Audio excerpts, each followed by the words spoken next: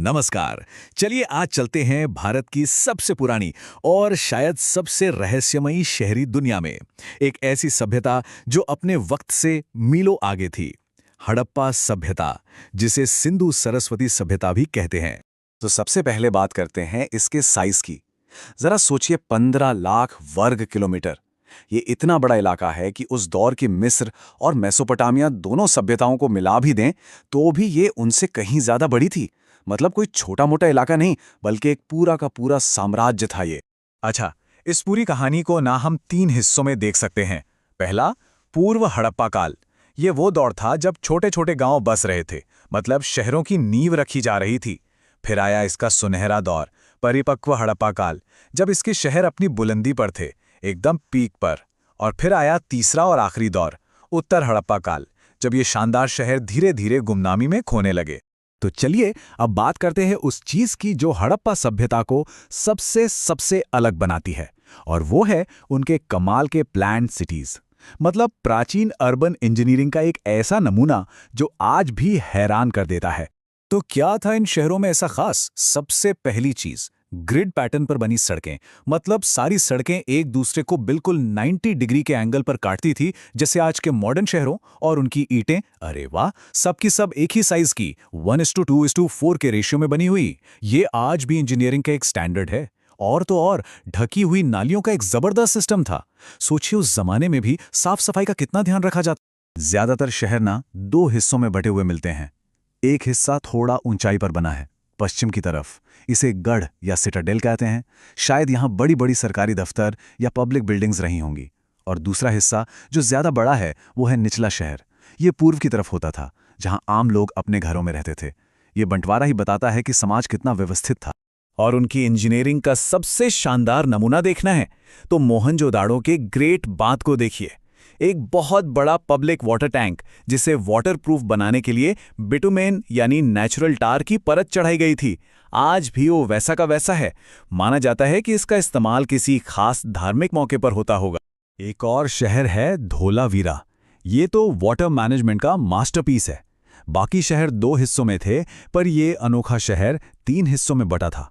और यहाँ पानी बचाने का, उसे मैनेज करने का जो सिस्टम था वो कमाल का था।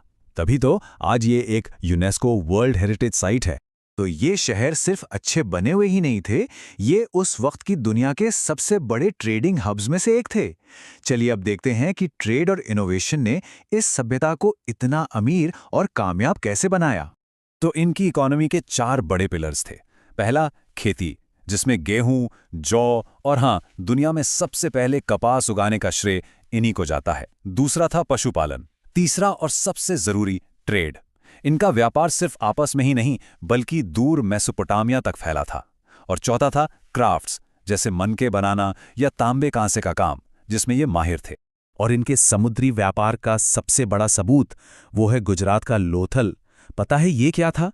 ये दुनिया का पहला टाइडल डॉकयार्ड था। सोचिए, एक बंदरगाह जो समंदर के ज्वार भाटे को समझकर बनाया गया हो। यहीं से इनके जहाज निकलते थे और दूर दूर तक व्यापार करते थे।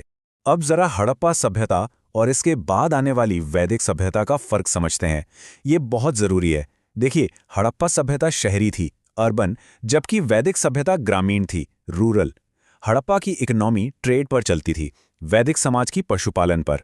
हड़प्पा वालों के पास लिखने की कला थी, उनकी अपनी लिपि थी, जबकि वैदिक ज्ञान मौखिक था, सुनकर याद रखा जाता था। ठीक है, शहरों और व्यापार की बात तो हो गई, पर इन शहरों में रहता कौन था? कैसे थे वो लोग? चलिए अब उनकी कला, समाज और उनकी सोच की दुनिया में झांकते हैं। और ये देखिए, डांसिंग गर्ल, कांसे की बनी ये छोटी सी मूर्ति 4,500 साल पुरानी है। ये सिर्फ एक मूर्ति नहीं है, ये उस दौर की मेटल कास्टिंग की मास्टरी का सबूत है। और इसका पोज देखिए, कितना कॉन्फिडेंस है। ये दिखाता है कि उनकी कला कितनी एडवांस थी। और उनकी कलाकारी सिर्फ यहीं खत्म नहीं होती। वो बनाते थे खूबसूरत मुहरें, जिन पर जानवरों की तस्वीरें और वो रहस्यमयी लिखाई होती थी। टेराकोटा यानी मिट्टी की छोटी छोटी मूर्तियां बनाते थे। बहुत ही अच्छी क्वालिटी के पेंट किए हुए बर्तन बनाते थे। और गहने, सोने, चांदी, कीमती पत्थरों और मोतियों से बने शानदार गहने भी। अच्छा, तो ये लोग मानते किस में थे? देखिए, जो सबूत मिले हैं उनसे लगता है कि शायद वो एक मदर गॉडेस यानी मातृ देवी की पूजा करते थे, क्योंकि उनकी बहुत सारी मूर्तियां मिली हैं। इसके अलावा एक मोहर पर एक पुरुष देवता भी दिखे हैं जो योग की मुद्रा में बैठे हैं और जानवरों से घिरे हैं। कई लोग इन्हें पशुपति या भगवान शिव का शुरुआती रूप मानते हैं। पर एक सवाल दिमाग में जरूर आता है, इतने बड़े और ऑर्गेनाइज्ड इलाके पर आखिर राज कौन करता था? हैरानी की बात यह है कि हमें कहीं भी कोई महल नहीं मिला, कोई राजा का सिंहासन नहीं मिला, ना ही कोई शाही कब्रगाह। कुछ भी ऐसा नहीं जो किसी एक राजा की तरफ इशारा करे। तो फिर थ्योरी ये है कि शायद यहाँ किसी एक राजा का राज था ही नहीं। हो सकता है कि व्यापारियों या पुजारियों की एक कमेटी या काउंसिल मिलकर सब कुछ चलाती हो, और शायद इसी वजह से पूरे इलाके में हजारों किलोमीटर तक हर चीज में इतनी जबरदस्त एक रूपता थी। ईंटों के साइज से लेकर वजन के बाट तक सब एक जैसा। और अब आते हैं इस कहानी के सबसे आखिरी और सबसे बड़े रहस्य पर। आखिर इस महान सभ्यता का हुआ क्या? इसका अंत कैसे हुआ? मतलब इतनी एडवांस्ड और इतनी विशाल सभ्यता अचानक से गायब कहाँ हो गई? ये वाकई इतिहास की सबसे बड़ी अनसुलझी पहेलियों में से एक है। इसके खत्म होने को लेकर कई थियरीज हैं। कुछ लोग कहते हैं कि क्लाइमेट चेंज हुआ, शायद मॉनसून बदल गया या भयंकर सूखा पड़ा। कुछ मानते हैं कि कोई बड़ी बाढ़ या भूकंप आया होगा। एक बहुत मजबूत थियरी ये भी है कि सरस्वती जैसी बड़ी नदी सूख गई, जिससे जीवन मुश्किल हो गया। हाँ, एक पुरानी थियरी आर्यों के हमले की भी थी, लेकिन अब ज्यादातर स्कॉलर्स उसे सही नहीं मानते। और इस पूरे रहस्य को और भी गहरा बना देती है इनकी लिखाई, इनकी स्क्रिप्ट। ये सिंबल्स की एक भाषा है जिसे आज तक कोई भी पढ़ नहीं पाया है। सोचिए, अगर ये पहेली सुलझ गई तो ये लोग अपनी कहानी खुद हमें बता पाएंगे। तो भले ये सभ्यता खत्म हो गई, लेकिन इसकी छाप आज भी जिंदा है। इसी ने भारतीय उपमहाद्वीप में अर्बनिज्म यानी शहरीकरण की नींव रखी। साफ सफाई और वाटर मैनेजमेंट में ये दुनिया में सबसे आगे थे। इन्होंने दुनिया को कपास दिया, और ट्रेड और कंस्ट्रक्शन में स्टैंडर्ड सिस्टम का जो आइडिया दिया वो आज भी कितना रेलेवेंट है। और इसी सवाल के साथ हम आज का ये सफर यहीं खत्म करते हैं।